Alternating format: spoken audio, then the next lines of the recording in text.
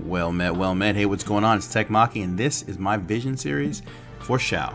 Now, Xiao is she is an interesting character. She's actually a pretty cool character.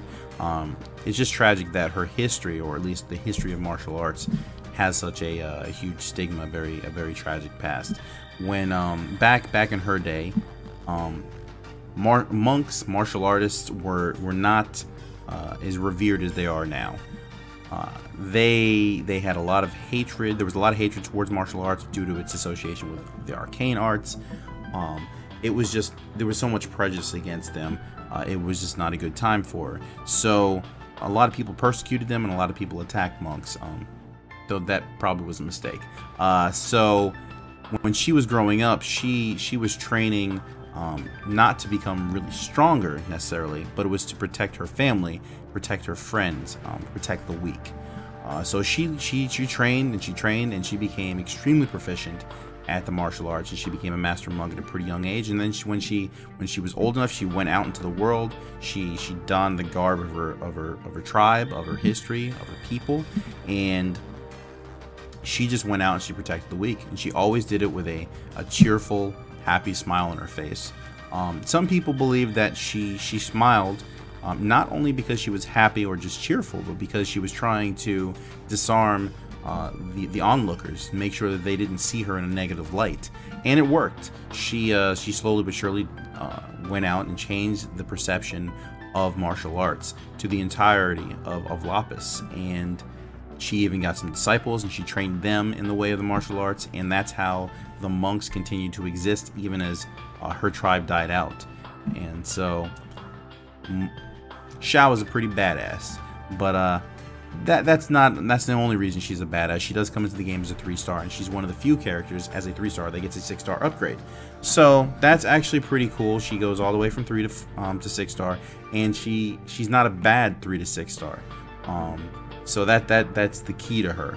Either way, she comes in the game as a monk, which, by the way, is my favorite class. It's been my favorite since FF6. Sobbing, suplexing trains and shit. Played it in FF11, played it in 14. And as always, it fulfills the role of damage dealer. Her best stats, thankfully, HP and attack. Very strong class right there. Now we're going to talk about her abilities. Now her abilities were not all that amazing back in 5-star cap land, but now that she's a 6-star, she has some amazing additions to her kit.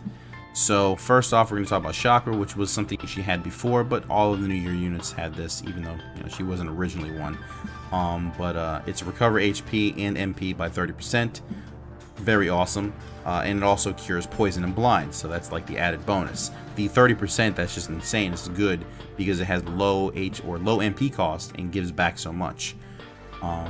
Then we have Rock Breaker, which is her only AoE, physical damage with ignored defense of 30%. Very nice skill. And then we have Perfect Balance, which is attack defense up by 40%. Plus it has a chakra-ish move, or I'm sorry, recovery with HP MP recovery, but it's just not the same modifiers, and it lasts for 3 turns. The caveat to the whole thing is it lasts, and when you activate Perfect Balance, you lose your next turn, kind of like a jump ability. Now we have Crushing Kick, which is physical damage to one enemy and attack defense down by 40%. So this is actually where she can start to fill a little bit more of a different role than just damage dealer. Though she's primarily doing that damage, she can also help the party do more damage. Next we have Unleashed Chakra, which is increased chance to be targeted by 50%. I'm not sure why we get a provoke, but hey, whatever. Monk tanks, I did it in 11. She can do it here too. The only thing is she gets this one cool and not so cool at the same time ability or status that only Xiao has, which is Berserk. It's attack up by 100%, but with that she can only auto attack, and I think it lasts for 3 turns. So you use it when you just want to do some crazy damage really quick.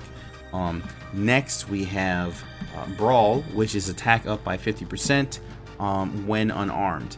So this is actually a really cool skill. It shows a little bit of the design genius when it came to building specific characters. Monks being a barehanded, knuckle brawler or kicker, whatever it is. This is cool because you don't have to actually have a weapon on her, and without the weapon, she actually has pretty decent bonus. It's like having one on her because, you know, she's a weapon. Anyway, next up we have Counter, which is a chance to counter physical attacks by 30%. Great that she can hit back when she gets hit. Last Stand, defense, and spirit up by 20% when she falls below 30% HP. That is cool. Not very strong, but it's nice to know that she can survive a little bit if there's no one with Embolden or Hero's Rhyme, or, you know, something that increases defense Protectica. Either way, we have Eye for an Eye, which now doubles her chance to counter, kind of like Snow. So awesome. Now she has a 60% chance to counter. And then she has Mark of the Pugilist, which is attack up by 30%. Greatness. And this is the cool part, I think, because she's one of the only 3 to 6 star characters that receives an immunity to a status affliction. So she has immunity to blind. So that's cool. So, like I said, not many of them, actually I don't think any of them besides really her, have this immunity to, you know, a status affliction. Anyway, next we're looking at a Trustmaster reward, which is a 6-star fist weapon. And actually currently is the best fist weapon in the game. It's called the Kaiser Knuckle. It has attack plus 101 and wind element. Very nice piece of gear. You could have probably, if you were around during the Christmas, or not Christmas, the Chinese New Year banner, probably could have pulled a bunch of her, enough to get her TM pretty quickly if you if you trust Master Farm or whatever, or get a couple of them. Very nice fist weapon. Hopefully it won't be the best fist weapon when Prish comes out, because, you know, Prish is bae. She needs some love. She needs better fist weapons. But this is definitely pretty damn good. Now we're gonna move into the Espers, and this is gonna be a little bit of a debate. You can argue it out with me in the comments down below if you want to, or you can just accept it. Just accept it. Just let it happen. And that would be Ifrit and Diablos. Now, some people, like I said, you're gonna be a little confused as to why I didn't choose Odin. Those of you probably already know why. I don't see a reason for her to have Odin, considering, yes, it's an attack increase, but you also have access to Blade Blitz on that, so characters like, say, Orlando, who don't have an AoE ability, minus their Limit Break, then you can give him an AoE ability, whereas she already has one, and it's pretty good. So this is the reason I went with the ones there. Now we're going to move into the builds, and this is also going to be a small, maybe topic of contention. Who knows? Or contempt. But we'll see. I'm going with low-end, mid-level, and high-end builds now. No longer is it just going to be free-to-play or pay-to-play, because I think those lines can be slightly blurred. The game's been out for a while, and there have been plenty of events out that have given access to some Trustmasters or Trustmaster rewards from, you know, select characters. So, and then, you know, of course, some will already farmed up some of those characters that have decent TMs for you. So low end is going to be close to free to play, or free to play itself, but not really. And then you'll have mid-level, which will be closer to the low end, but stepping into a high-end build, of course, mid-level. And then, of course, the high ends are, you know, if you went freaking nuts. So first off, we have Gentle Fist as the low-end build, Winged Saint as your fist weapon, which you can also just remove if you want to get a little bit more attack. I think it would be stronger to her have not, or to not have it on, unless she has dual wield. So that's up to you. I also use this one so she has a little bit more defense. So it's not as attack intensive than, you know, having her passive activated, but it's pretty good. Then you have your Black Bandana, which is available during the event right now. Black Belt Key, Domination Ring, which of course you can downgrade if you don't have access to the Domination Ring through Trophy Rewards. But if you do, go for the Domination Ring. Next, you have the Unusual Artifact. Again, if you don't have access to that because you weren't around during that event, you can use a Hyper Wrist, or just something else that has that attack increase. And then 4 Followers Oaths, and some people are going to be mad about this one, but I think during the Final Fantasy XIV raid event, you should have gotten enough for like 4 or 5 Thancred TMs. That dude would not stop showing up when you pulled. You're looking for your Stola, and there's Thancred, 5 of him. So I think this was this is an acceptable piece. Now, if you don't have, if you weren't around for that, or you didn't somehow manage to get these TMs, maybe you sold the guy, you can then choose to either go for the HP or the attack side, since Follower's Oath does HP and attack plus 10%. So whichever you want to go with.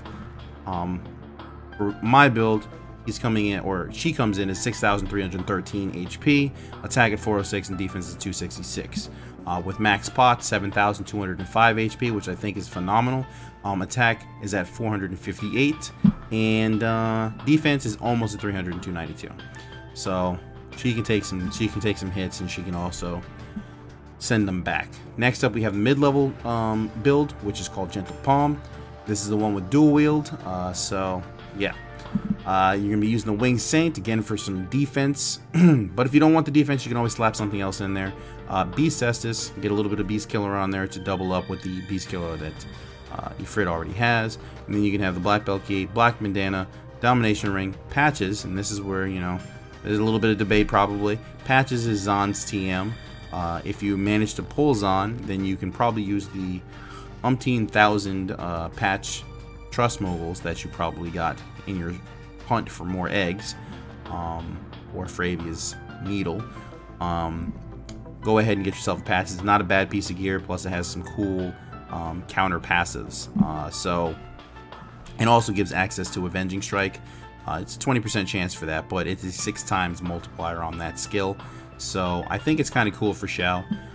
Anyway, with that, you're going to have, that's just, you know, something you can test with if you want to, but you'll be using dual wield, of course, for those dual weapons, and then 3 Followers Oaths. Stats wise, she'll have HP at 5,418, attack at 470, defense at 266, and maxed out, that would be 6,183 HP, 524 attack, welcome to the 500 club, and defense at 292 again. So I think this is a pretty good build, mid-level. You can start looking at, you know, the TM's options that you want. And then we have the first high-end build, which is called the Iron Fist. You have 2 Kaiser Knuckles, so both of her TMs, Black Cowl, Brave Suit, 2 Champions Belts, welcome to Snow again right there, Dual Wield, and 3 Wisdoms. Pretty good setup. You have HP at 6,492. Attack is 792, defense is 345, so she's almost in tank range. And with max pots, you have 7,410 HP, 805 attack, and defense at 381. Not the most amazing damage dealer, but 805 is a respectable number, I think. Anyway, next up, we're going to move into our arena build, which is the Hand. I hope somebody saw what I did there. So we have Poison Knuckles. Again, I hope you see what I did there. Kaiser Knuckles, and then you have Black Cowl, Brave Suit, 2 Champions Belts, Dual Wield, Discernment, so she's protected from all those damn Fire Flasks and Ling's Dance of Death, I hate you. And then 2 Wisdoms, but then again, I love you, Ling. HP is at 5,772, attack at 591, so it's more than adequate for the arena. Defense at 338. Max pots, you have 6,588 HP, 660 attack, and your defense is now at 374. So she should wreck some people in the arena. Now, if you're not feeling the Poison Knuckles, or maybe you're not feeling the Kaiser Knuckles, because honestly, you could probably downgrade the Kaiser Knuckles if you don't want the wind element. You know, I think it might be useful in the arena.